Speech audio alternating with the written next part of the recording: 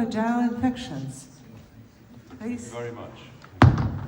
Dobar dan, drage kolegi, i hvala vam tebe, Lubi, da ljubaznom pozivu da govorim. So, I'm going to entertain you on the subject of catamenial vaginal infections, and in fact, catamenial vulvo-vaginal infections, to give it a more precise subject matter. My declarations are here. I have no conflicts of interest except with the previous government of my own country, which is why I moved to France. So, what's this word catamenial? Of course, it comes from the Greek, it means menses, or relating to or associated with menstruation, according to the Oxford English Dictionary. And I want to start with a little bit of good old-fashioned logic. And this is it. Any condition, if you have any condition that has a repeating catamenial timing, it must have a hormonal cause. Is that logical or what? And if that's the case, it might have a hormonal solution. Particularly if there's a very precise repeating timing, it probably has got a hormonal solution. But that's nowhere in any of the guidelines that I've seen for any of the conditions that we're going to be talking about. Primarily herpes and candida, and also a subtext for BV. There's very little about catamenial BV.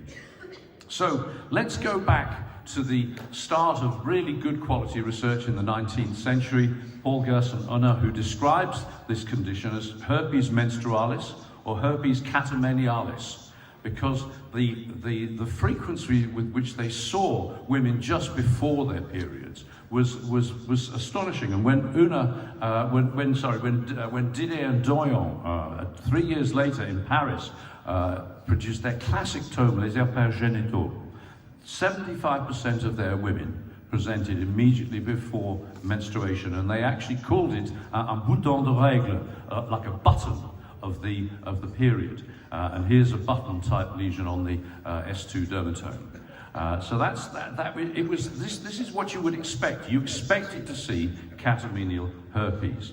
Now, it's not the only dermatological condition that occurs in the second half of the cycle. There are at least 15 different conditions that occur. Herpes and candida are amongst them. And you have to ask, why is this happening? Well, the simple fact is that a woman is a completely different immunological animal in the luteal phase of the cycle.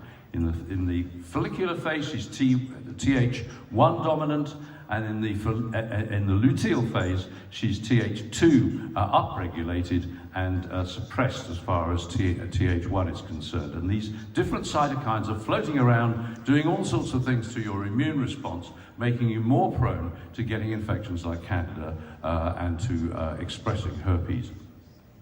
But it's interesting that if you look at all the guidelines for herpes, there's no actual mention of premenstrual recurrences, and so there's no actual guideline recommendation, except, of course, logically, you would assume that you just give episodic treatment prior to each period, which is effectively what many of us do.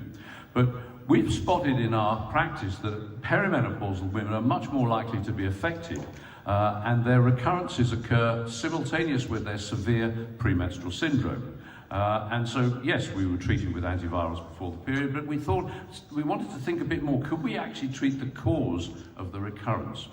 Well, the first research that I produced with my ex-wife, Annie Evans, this is in Paris, luteal phase acyclovir, suppression of premenstrually recurrent genital herpes, and we looked at the life course of some of these women. And this is one particular case, a woman who gets primary herpes and then has no recurrences for about 10 years, starts to get premenstrual recurrences, gets mislabeled as having depression rather than premenstrual syndrome, so we decided to give acyclovir in only the luteal phase for 8 women, and there were no recurrences over quite a long period of follow-up.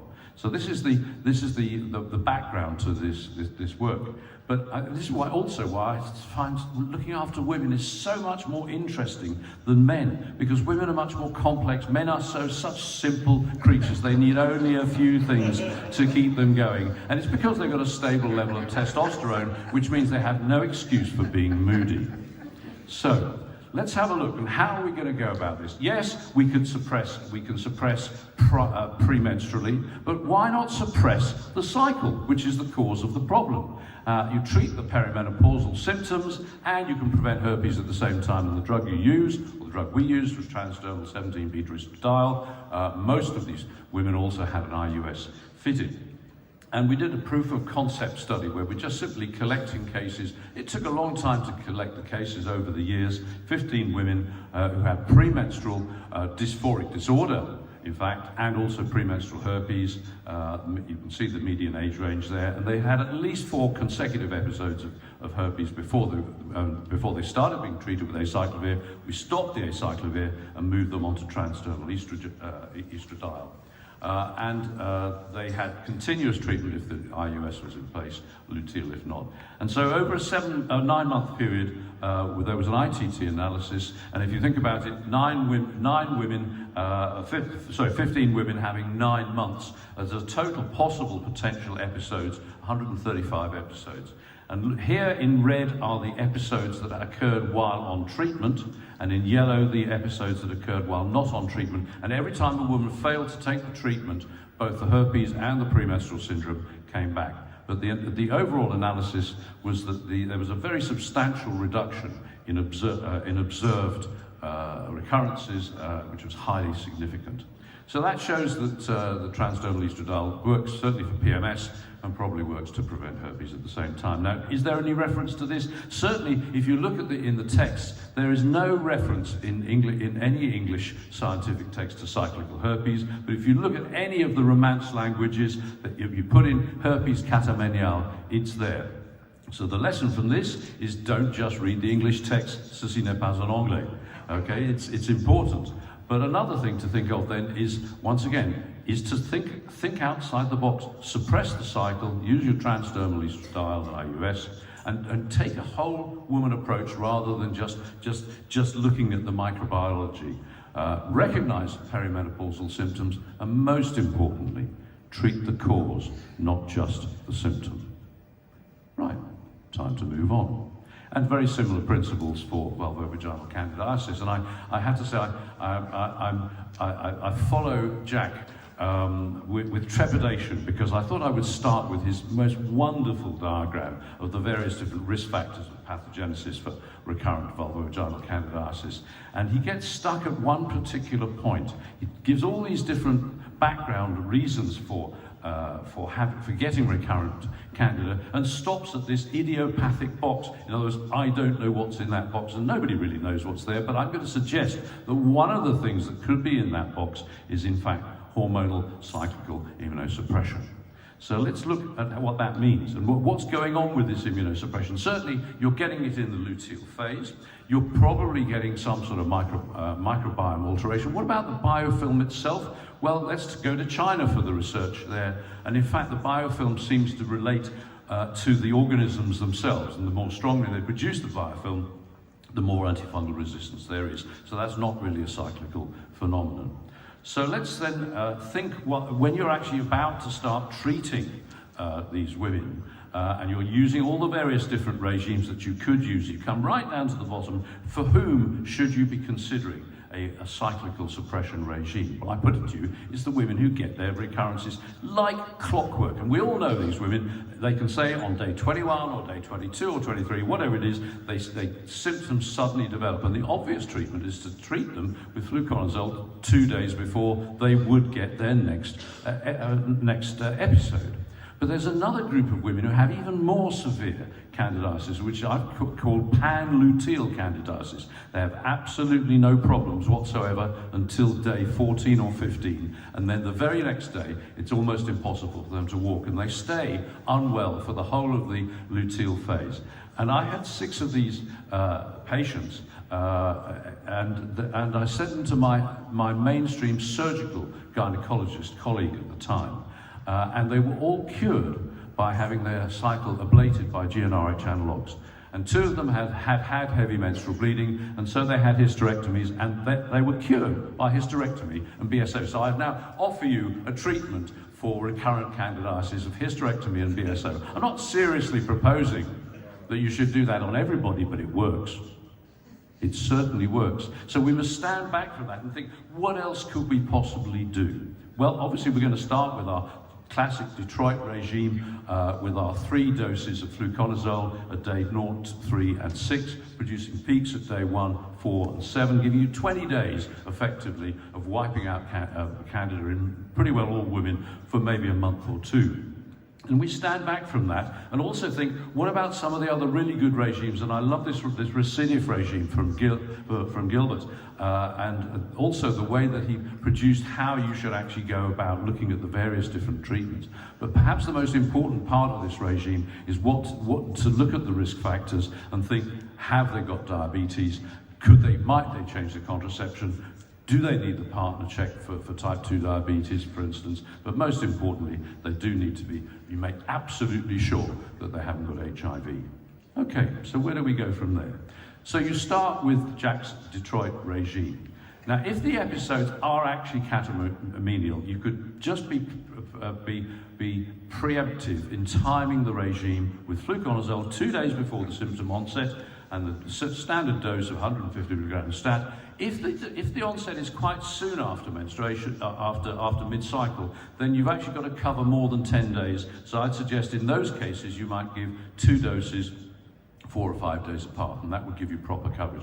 Or you could take the bold step and think about doing a hormonal solution for a hormonal problem. And there is only actually one study, 15 women in a study from Australia with Depo-Provera, and they had no recurrences during the time they were on the Depo. Now, it's only 15 women, and there are no other studies that I can find. So my simple suggestion is we need to do the research, we need to think outside the box, and I invite you to join me, if you like, in that box. But of course, the big question is it going to work? Nobody knows, because nobody's done the work. This is an opportunity to do some of this work. Nearly done now. So we're going to think about cyclically recurrent bacterial vaginosis. We all know that menstruation is a trigger for BV. And if you go back actually, quite some time ago, it's now 25 years to David Eschenbach's classic study of looking at the organisms in the vagina and the organism counts. And he was able to demonstrate that you had 4 times more lactobacilli in the luteal phase than immediately post-menstruation. And he also looked at all the other organisms that were there, and he was labeling them various different names, Prevotella, etc. And there was a little peak, if you like, just after menstruation or towards the end of menstruation, which in some cases, and as very well described by Phil Hay and also by Francis Keane, groups of women had transient BV, which was self-limiting, and it healed very quickly. So that's 25 years ago. Now we look at Jack Ravel's research, and you see exactly the same thing, but with much more high-tech backup, if you like. So you have here, in this particular case, recurrent, menstrually triggered alteration of the vaginal flora, but in this particular case, with spontaneous recovery. Now, not all of them are going to recover spontaneously, and Annie Evans and myself, some years ago, presented this, in fact, in Leuven to ISIDOG, to look at what might happen to women in perimenopause if they had menorrhagia. So if we look at the so-called BV, transient BV pattern, you take a woman with this transient BV pattern post-menstruation, and then you make their menses much heavier and for much longer, and you also shorten the cycle, classic for perimenopause. And then what may happen is that they simply are not able to recover in time, and that will drive them into recurrent BV. And therefore the theory should be, if you were able to, once again, ablate the cycle or reduce the amount of bleeding, then you might get somewhere. Now, there is only one paper that I've been able to dig up, and that's from South Africa, 634 women treated with Depo-Provera. It was actually a study looking at all sorts of other STIs, and it had a modest reduction in bacterial vaginosis. It's not really enough to go on. So we're just leaving you now with some questions. And the questions are quite straightforward. Basically, could reduction of bleeding starting an amenorrhea type regime be helpful with bacterial vaginosis? Could this be used in some of the research that you're currently doing? Are there any downsides to this approach? But also, I don't know, but maybe somebody else cleverer than me knows that the research, that the evidence already exists and nobody's bothering to do this. I don't know. Time for me to give up, really. My take-home message then for you is quite simply, If you've got recurrent vulvo-vaginal conditions of any sort, think of it this way. If you have random recurrences which are non-cyclical, you've got to think hard. I want you to think, maybe you've got the wrong organism, maybe you've got the wrong diagnosis, or maybe your patient in fact is immunosuppressed and you need to deal with that. But if it's cyclical, please think hormones. That's all I want you to do. And finally, if you're thinking hormones or thinking any of those other things and you still can't get anywhere and you need help, then for goodness sake, call for help, because that's why we've got ISIDOG. Just phone a friend. Hvala vám puno.